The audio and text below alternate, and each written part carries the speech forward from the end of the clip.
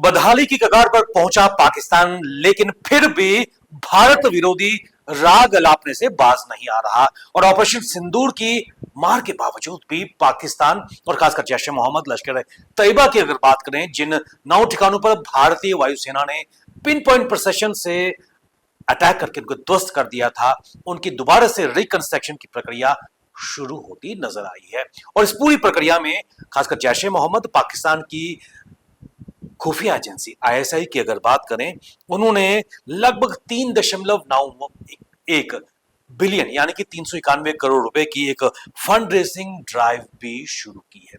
और इन सब के बीच खासकर अंतरराष्ट्रीय नजरों से बचने के लिए और खासकर एफएटीएफ की नजरों से बचने के लिए इसके लिए और भी विकल्प ढूंढे जा रहे हैं। और इसके लिए पाकिस्तान ने अपने डिजिटल वॉलेट्स, इजी पैसा और साडा पे जैसी जो एप्स हैं उनका प्रयोग किया जा रहा है। और ये कहा जा रहा है कि पूरे पाकिस्तान में मरकज की 313 नई मस्जिदों का निर्माण किया जाएगा। भावनाओं के साथ खेला जा रहा है। धर्म को लेकर कहीं ना कहीं जैश ए मोहम्मद और लश्कर तैयबा इस दिशा में काम कर रहे हैं। और अगर इसकी माना जाए, क्योंकि जिस प्रकार ऑपरेशन सिंदूर में जैश ए मोहम्मद का जो नेटवर्क था, मेन उनका मरकज था, उसको ध्वस्त किया गया। और इसके बाद एक लॉन्ग टर्म प्लानिंग के तहत जैश ए मोहम्मद काम कर रहा है। डिसेंट्रलाइजेशन ऑफ अपने मरकज, यानी कि अपने जो केंद्र हैं उनको पूरे पाकिस्तान में फैलाने का भी प्रयास किया जा रहा है। और उनमें से 3-4 बड़े मरकज होंगे, उसके बाद छोटे होंगे, और उसके बाद छोटे छोटे मरकज होंगे, लेकिन इनको मस्जिदों का नाम दिया जा रहा है, जिसको लेकर एक पूरे पाकिस्तान में इस वक्त फंड रेजिंग की शुरुआत हो चुकी है।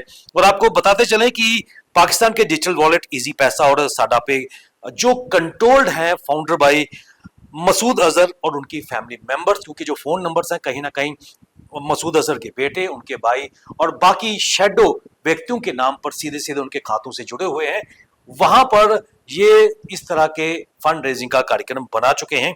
और इसका मकसद ये है कि जो इंटरनेशनल फाइनेंशियल टास्क फोर्स है उसको कहीं ना कहीं बाईपास करना है।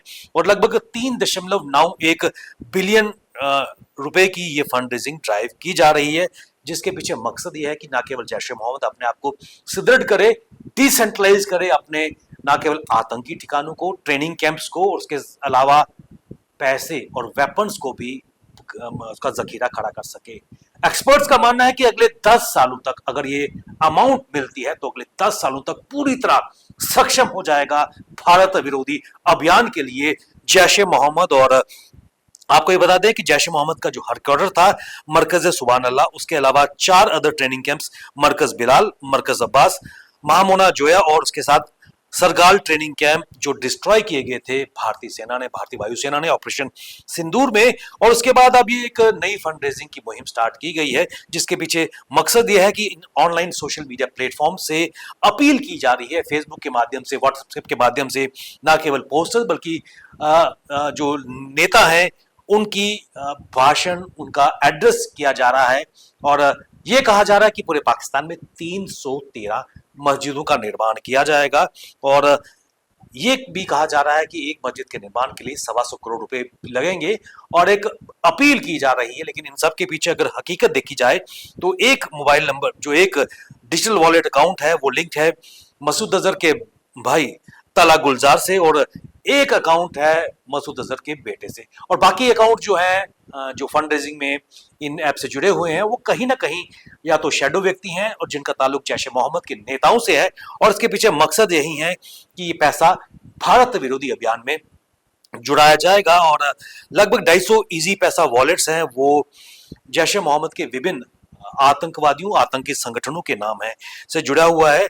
और यह भी अपील की जा रही है कि हर व्यक्ति 21,000 रुपए का दान दे इन मस्जिदों के निर्माण के लिए। लेकिन मकसद यही है कि जब ये पैसा इकट्ठा होगा, ना केवल आतंकी संगठनों का एक पूरा ढांचा पाकिस्तान में बन जाएगा, और इसमें यह कहा जा रहा है कि 313 सेंटर्स का निर्माण किया जाएगा। और पहला यह है कि जो बड़े मरकज हैं वहां पर जो जैश ए मोहम्मद का मसूद अजहर है उसकी फैमिलीज को पनाह देने के लिए 3-4 सेंटर्स बनाए जाएंगे।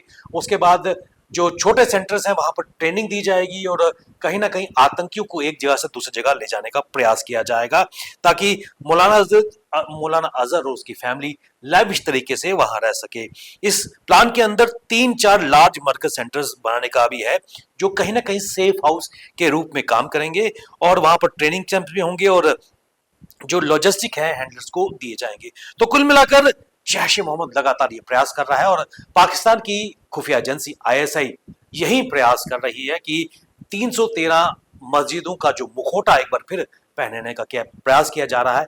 मकसद यह है कि भारत की मार जो जैश ए मोहम्मद के सेंटरों पर पड़ी है, अब एक डिसेंट्रलाइज तरीके से पूरे पाकिस्तान में 313 मस्जिदें या मस्जिदों का मुखौटा तैयार किया जाएगा। बड़े सेंटर्स 3-4 होंगे जहां मसूद अजहर उसकी फैमिली आराम से रहेगी, इधर उधर घूम सकती है।